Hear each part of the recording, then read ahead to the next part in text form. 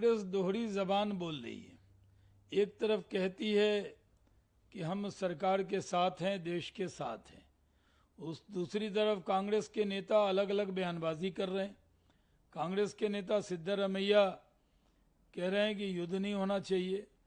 कर्नाटक के जो आबकारी मंत्री हैं, एक्साइज मिनिस्टर, वो कह रहे हैं कि किसने धर्म पूछा, इसका क्या सबूत है। मणिशंकर अय्यर कहते हैं कि अनसुलझे पहलू हैं। रॉबर्ट वडेरा कहते हैं कि मुसलमानों को दबाया जा रहा है इसलिए हमला हुआ है। कांग्रेस के नेता मल्लिकार्जुन खड़गे पीएम नहीं आए, इस पर सवाल उठा रहे हैं। भाई, आप सपोर्ट कर रहे हैं या किंतु परंतु में फंसे हैं? सीधा जब आपने एक बार सर्वदलीय बैठक में कहा कि सरकार जो कदम उठाए हम उसके साथ हैं, फिर किंतु परंतु, इफ बट, लेकिन ये क्यों लगा रहे हैं? इफ एंड बट मत कीजिए, पूरा देश देख रहा है।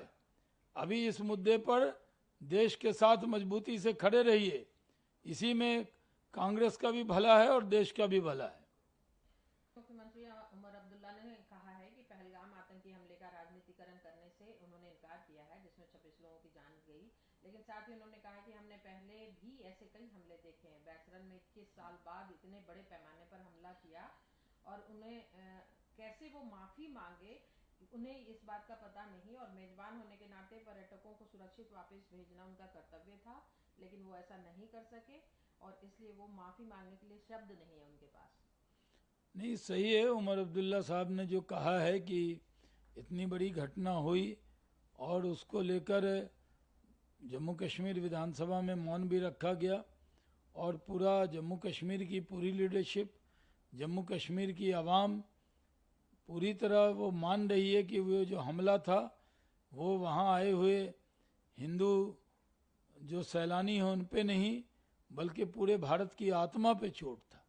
जिस तरह से हमला हुआ उसको लेकर कश्मीरी अवाम में भी पाकिस्तान के खिलाफ ज़बरदस्त गुस्सा है, पूरे देश में गुस्सा है।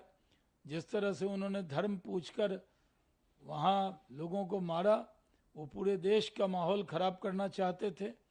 अभी पूरे देश को एकजुट रहना चाहिए।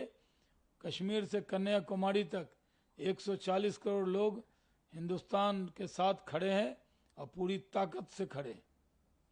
चैनल पर प्रतिबंध लगा दिया, जिसमें डॉन न्यूज, समा टीवी, ये तमाम ऐसे चैनल हैं जो आतंकी हमले के बाद से ही सेना और सुरक्षा एजेंसियों के खिलाफ भड़काऊ और सांप्रदायिक कंटेंट चला रहे थे।